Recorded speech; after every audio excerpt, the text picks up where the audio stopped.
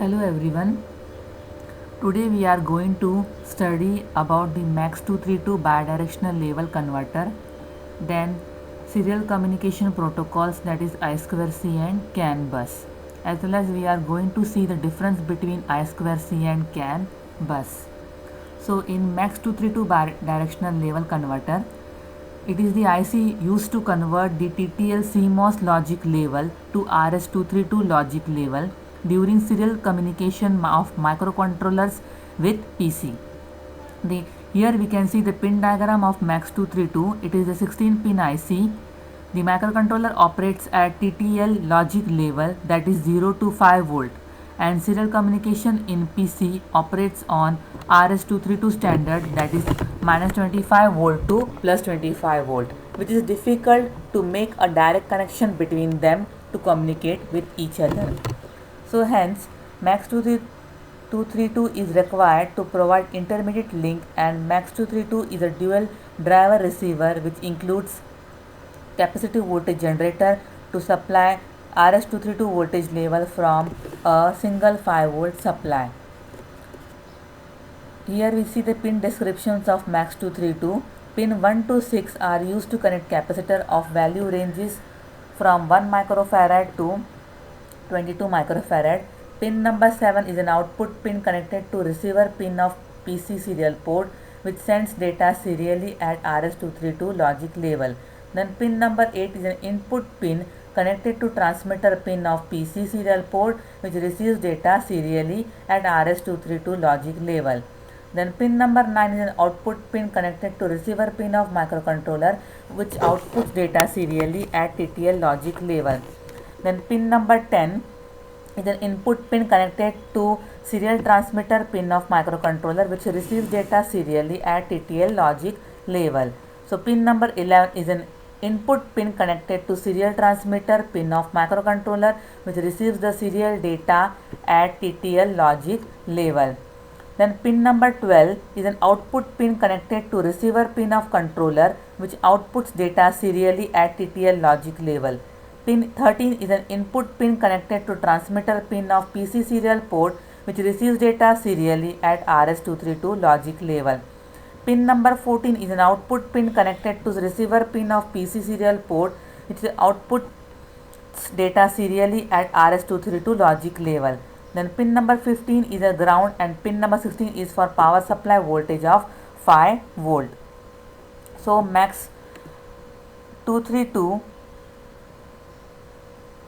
MAX 233 is not pin compatible, means cannot replace MAX 232 on the board with MAX 233. Next we will see serial communication protocols. So here in this picture we can see various protocols: I2C, RS232, USB, RS422, CAN, microwire, RS485, SPI, and various others, etc. So we will see first I2C, that is inter-integrated circuit. So in this diagram we can see master generates the clock signal. Here the master device, then 1 and 2 are the slave devices. There are two wires, SDA serial data line and SCL is the serial clock line, and VCC is connected using pull-up resistors. SDA and SCL have to be open drain, connected to positive if the output is 1, and in high impedance state if the output is 0. So I2C, it is an inter-integrated circuit, is a two-wire interface with a multi-master serial single-ended computer bus, which is used to attach low-speed peripherals to a mother mode, embedded system or cell phone. I2C only two bidirectional lines SDA and SCL are needed to carry data between the devices connected to the bus. The master sends data to the slave or receives data from a slave, but slave do not transfer data between themselves. This is the most important point in the I2C. So I2C device is addressed by 7-bit address with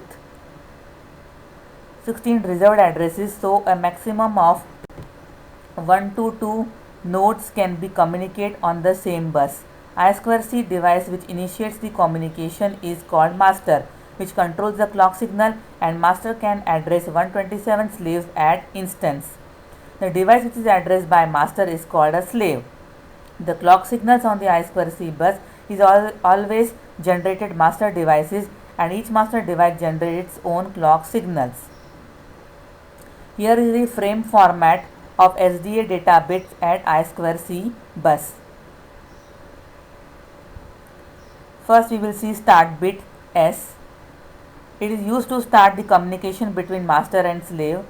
The next is slave address. After start bit, 7-bit slave address is transmitted, followed by read-write bit. Then next is read-write bit. Read-write bit determines direction of the data. If read-write is 0, master writes or transmits data to the address slave. If read-write is 1, master reads data from the slave. Acknowledgement bit. Acknowledgement bit is added by the slave, which is followed by 8 bits of data from the master or slave depending on the read-write bit. Negative acknowledgement bit. This bit indicates the end of data transmission and added by the master or slave. Stop bit. This bit is added by master or slave depending on the read-write bit to stop the data transmission. Now we will see the advantages of I2C serial bus. More than one master devices can be used in a circuit. Requires only 2 wires for communication. Addressing is very simple and does not need any CS lines, that is control select or chip select lines to add extra devices. Hence addition of any extra device is very easy. Implementation cost is low. Can be implemented in hardware or software. Easy to implement, easy to perform diagnosis and debugging. These advantages of I2C serial bus. Useful for short distance only. Hardware complexity increases if number of master slave devices are more. Then slow speed 100 kHz to 400 kHz and 1 MHz slave device exist. Limited device addresses. Applications computing. In computing, server, storage, fan control, power supply. Then in communication part, networking, line card, passive optical network, router. In industrial application, we can see factory automation, video, LCD, LED, hotel management, emergency light, general purpose input output. Then in mobile, LCD or camera control, gaming, LED sign. So these are the applications of I2C serial bus. Now we will see the CAN, that is controller area network protocol.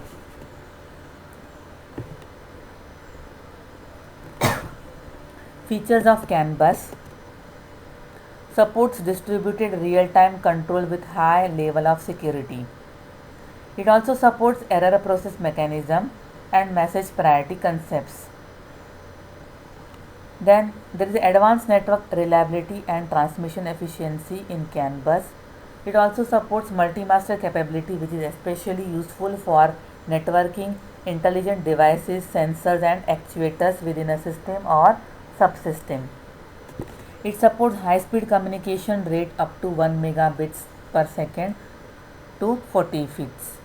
A 2-wire half-duplex high-speed network system suited for high-speed application. It supports broadcasting. Then CAN is able to operate in extremely harsh environments. Then we will see description of CAN bus. Controller area network is a serial network which was originally designed for automotive industry but now became popular bus in industrial automation as well as other applications. Then CAN bus is primarily used in embedded system, and as its name implies, it is a network technology that provides fast communication among microcontrollers up to real-time requirements, eliminating the need for the much more expensive and complex technology for dual-ported RAM.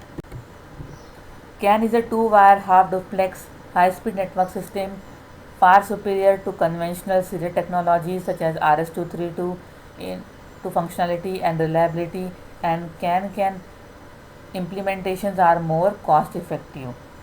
So here we can see the CAN bus diagram. It is used where high-speed communication rate required up to 1 megabits per second, where hence allows real-time control. Then it is a two-wire half-duplex high-speed network system suited for high-speed application using short messages. So it is also called as a message-based protocol. CAN is a multi-master network for connecting electronic control units and uses carrier sense multiple access, that is CSMA. Collision detection with arbitration on message priority. CAN node checks if the bus is busy before sending a message and also uses collision detection. Each node can send and receive messages but not simultaneously, as it supports half duplex communication. Message consists of ID, that is identifier, which contains the priority of the message and up to 8 data bytes. Data messages transmitted from any node on a CAN bus do not contain addresses of either transmitting node or any intended receiving node. Then content of the message is an identifier which is unique all over the network. Message is transmitted serially into the bus and is encoded in a non-return to 0, which is sensed by all nodes. Typically, sensors, actuators and other control devices are not connected directly to the CAN bus but through a host processor and a CAN controller. So TCP/IP design is designed for transport of large data. CAN is designed for real-time requirements with its 1 megabits per second baud rate. CAN networks can be used as an embedded communication system for microcontroller as well as open communication system for intelligent devices. Then controller area network. It is a serial networking technology for embedded solution. Needs only two wires, namely CAN H and CAN L. Operates at data rates up to 1 megabits per second. Supports maximum of 8 bytes per message frame. Does not support node IDs, only message IDs can support. One application can support multiple message IDs. Then supports message priority. Lower the message ID, higher will be its priority. Supports two message ID lengths, 11-bit standard and 29-bit extended. Does not experience message collisions. Is not demanding in the terms of cable requirement. Then two twisted where pair wiring is sufficient. Next we will see the data frame, that is CAN data frame architecture.